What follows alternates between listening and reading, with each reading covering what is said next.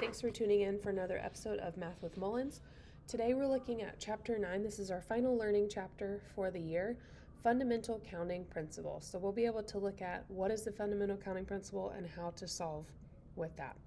The fundamental counting principle says if there are X ways to do one thing and Y ways to do another thing, then there are X times Y ways to do them both.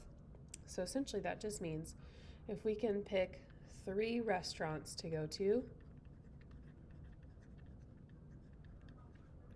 and we have 3 days to choose from, like Monday, Wednesday, Friday, then that means there are 3 times 3 ways to do them, and that would make a total of 9 combinations. So that's exactly what we're going to try today. So 1 and 2 start that off. At a summer camp, a team can choose the name, color, and a mascot. The choices are listed below. So we have names, Gamma, Beta, Alpha, Epsilon. So that's 4 names. We have 1, 2, 3 colors. And then we have 1, 2, 3, 4, 5 mascots. So we would take the 4 names times the 3 colors and the 5 mascots. That would give us 60.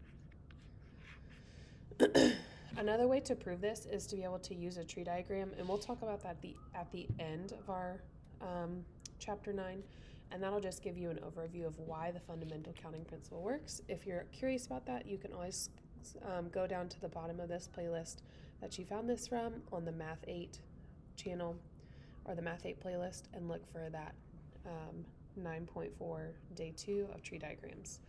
Nancy was allowed to pick 1 candy and 1 drink at a Halloween party. We have 4 types of candies and 4 types of drinks, so we're going to get 16 different combinations.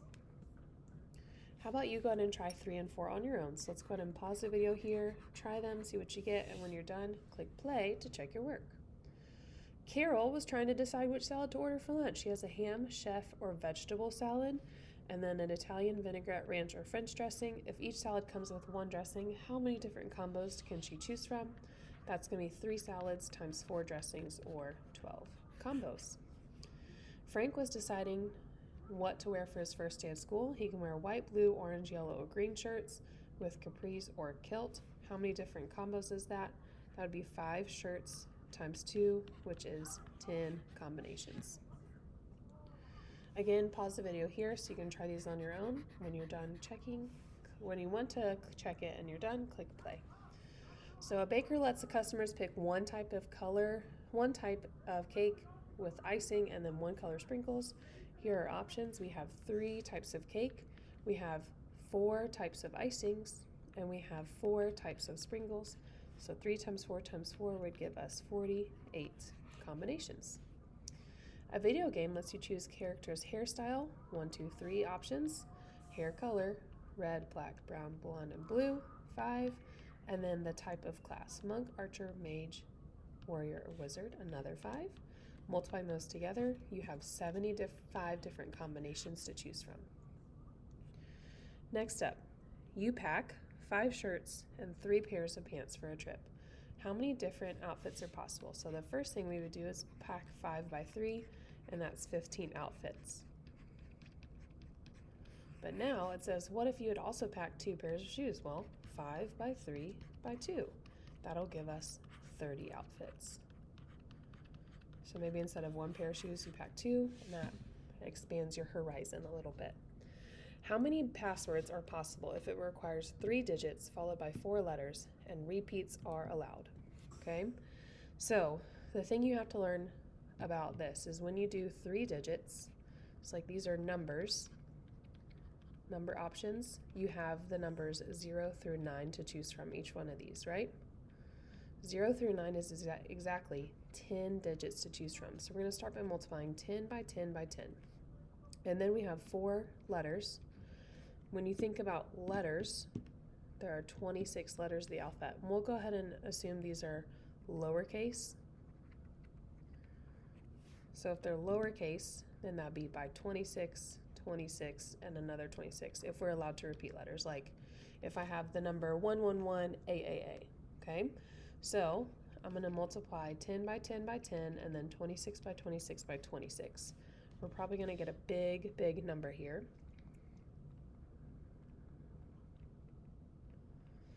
we are going to get 17,576,000. Okay? The next part, though, 4 letters. I got to multiply that one more time by 26. Because I just did 3 letters. So times another one by 26. There we go. 456,976,000. That should look better.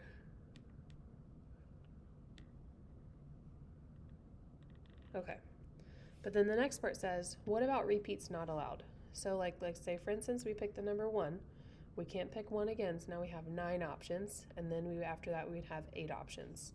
And then we start off by choosing 26 letters, but we can't repeat it again, so 25 letters and then 24 letters. So notice we're going down, we're choosing an option, and then we're decreasing the number of opportunities we have each time. So in this case, I'm doing 10 times 9 times 8, excuse me, times 26 times 25 times 24, and I've got 11, now times 23, because I forgot that 4th letter, and I'm going to have 258,336. 258 million, goodness, I cannot say my words today, 336,000. Okay, so a little bit less opportunities there if we don't allow repeats. So allowing repeats sometimes will help you give more opportunities, except sometimes when you choose a password, you might repeat the same thing, so it's a little bit easier to guess. A baseball manager is determining the batting order for the team. The team has 9 players, but the manager definitely wants the pitcher to bat last. So how many batting orders are possible? Okay, so if you have 9 players and you have to decide, you would then want to make sure that the pitcher has to be last, so that's only one option. Well, since you're taking one option away from that, that means you have 8 to choose from to start. Then 7, then 6, then 5, then 4, then 3, then 2, and then 1 again, because if you count them now, 1, 2, 3, 4, 5, 6, 7, 8, 9 possible players where the pitcher is the very last person you have to choose, so automatically we take them out of the lineup, and that's why we started at 8. Okay? When you multiply that, we would have about 40,320 batting orders possible. How many 4-digit odd numbers can be formed if no digit is repeated? So, odd numbers, meaning we would end in 1, 3, 5, 7, or 9, okay? So 4 digits, meaning we could end in those numbers, but we can't repeat them. So this last one, I can use a 1, 3, 5, 7, or 9. So that's my my last option can be 5 topics total, but then I still start with 10 other digits. So 9 would be my first choice, 8 would be my second choice, 7 options for my third choice, but then I have a total of 5 for my last choice. So 9 times 8 times 7 times 5, I get 25,020, or 2,520. A single dice is rolled. How many ways can you get a number less than 3? So numbers less than 3 would be 1 and 2, then an even, that's 2, 4, 6, and then an odd, another 3. So 2 times 3 times 3 will get 18. A red die and a blue die are rolled, and how many ways can you get a sum of 6? Excuse me. Sum of 6 just means that you need to roll a 1 through 5, and if you think about this, like you could do a 1 plus 5, or a 2 plus 4, or a 3 plus 3, or a 4 and a 2, but that's already repeated. So really there's only these,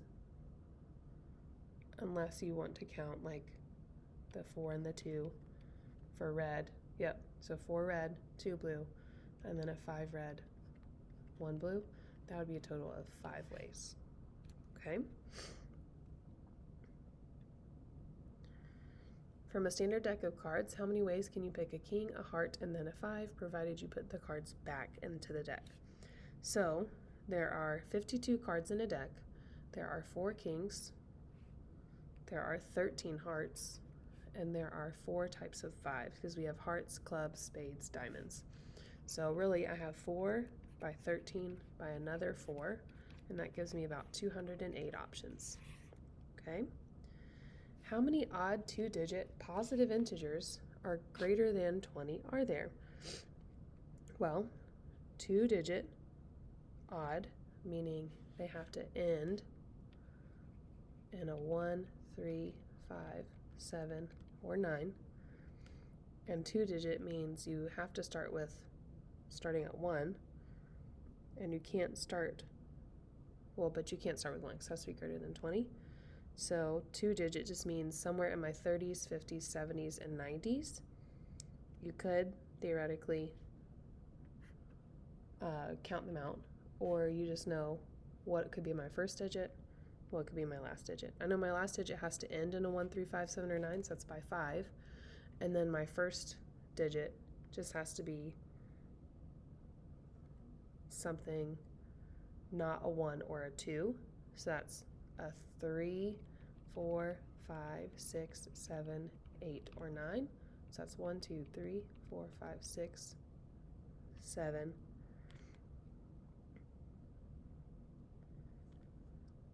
Right? Greater than 20, so still could have a 2, so that would be 8. So 8 by 5 would be 40 options. Okay. How many positive odd integers less than 10,000 can be written using the digits 3, 4, 6, 8, and 0? Okay. So 4 digits, meaning I'd have 4 blanks here.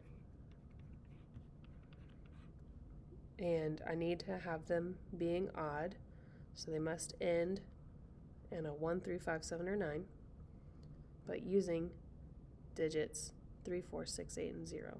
Okay? So if it was just 1 digit, I have 1 option.